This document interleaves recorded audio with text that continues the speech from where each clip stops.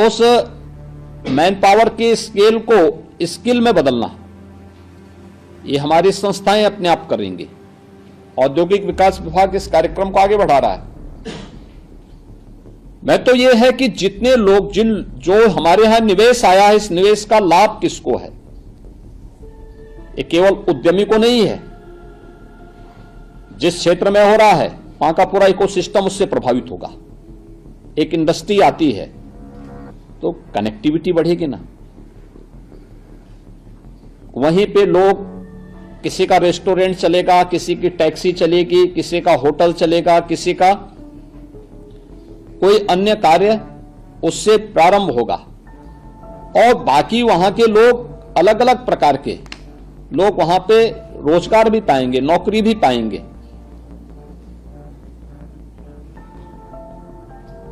अक्सर हमें मान लेते हैं कि साहब इससे, यानी सामान्य रूप से हम ये मानते हैं जो डायरेक्ट उससे बेनिफिट प्राप्त कर रहा है उसको तो हम मान लेते हैं कि साहब वह उससे जुड़ा हुआ है। शेष जो इनडायरेक्टली जुड़ा हुआ है उसको हम उसके साथ काउंट नहीं करते। जो रोजगार प्राप्त कर रहा है उसको हम उसके साथ नहीं जोड़ते हैं, और इसलिए लोगों के मन में एक आत्मीयता का भाव नहीं हो पाता। सरकार की नीतियां केवल टेक्निकल बैकग्राउंड के लिए ही नहीं है, बल्कि उन लोगों के लिए भी है जो सामान्य मानविकी विषयों को लेकर के भी डिग्री प्राप्त कर रहे हैं।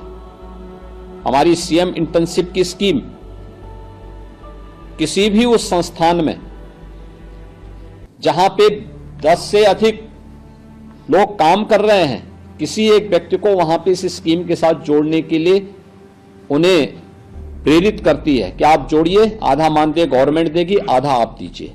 एक निश्चित समय के बाद उसके पास एक एक्सपीरियंस सर्टिफिकेट होगा, फिर वह जाएगा कहीं भी इस योजना का लाभ लेगा। काफी बड़ी पैमाने पे लोग उसका उपयोग भी कर रहे हैं। हमें इन सभी की जानकारी होकर के उस यूथ को बोलना है कि देखो हम 1 वर्ष पहले आए थे ना, हो सकता है आपके संस्थान बदले होंगे, और हमने कहा था ना कि देखिए करेंगे। ये 10 लाख करोड़ रुपए से अधिक के निवेश के जमीनी धरातल पर उतरने का मतलब, इससे लगभग 35 लाख के आसपास नौकरी सीधे सीधे यूपी के नौजवानों को मिलेगी, बशर्ते वह उसके योग्य होगा। क्योंकि हम ये बाध्य नहीं करेंगे कि ये नौकरी यूपी के लोगों को ही मिलनी आवश्यक है।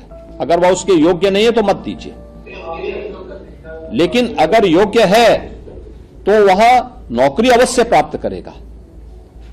देखिए, मुझे याद है जब आज से कुछ वर्ष पहले मैं नोएडा गया था, वहां के कुछ लोगों ने मेरे सामने इस बात को रखा कि साहब जमीन हमारी है लेकिन नौकरी हमें नहीं मिलती है, क्या यह नहीं हो सकता है कि यहां पे कुछ नौकरियां हमारे लिए रिजर्व कर ली जाएं? तो मैंने कहा फिर निवेश करने वाला निवेश क्यों करेगा जब उसको सब सिफारिशी पे रखने हैं? तो उसको अपनी पूंजी की भी सुरक्षा करनी है, और पूंजी इसलिए निवेश कर रहा है वह जिससे वह बढ़ सके, एम्प्लॉयमेंट उससे जनरेट होगा। हम अपने लोगों को इतना ट्रेन करें कि वे वहां जॉब प्राप्त कर सकें, एम्प्लॉयमेंट वहां से अर्जित कर सकें। इसके अनुसार आप कार्य करिए। आपको बताइए आपको क्या चाहिए वहां पे? स्किल डेवलपमेंट का सेंटर चाहिए, कोई वोकेशनल ट्रेनिंग का सेंटर चाहिए, कोई टेक्निकल इंस्टीट्यूशन चाहिए। गवर्नमेंट उसके लिए आपको फैसिलिटेट कर सकती है, लेकिन गवर्नमेंट इसको कैद करके नहीं रख सकती कि नहीं साहब इन्हीं लोगों को देना है, क्योंकि तब तो कोई इंडस्ट्री आएगी नहीं यहां पे। हमें लोगों को मानसिक रूप से तैयार करना है कि हम योग्य होंगे तो हमें नौकरी यहीं मिलेगी। और जो हमारा ये कामकाजी वर्ग है, देखिए अभी मैं इकोनॉमिक टाइम्स की एक रिपोर्ट पढ़ रहा था, इसी महीने की है।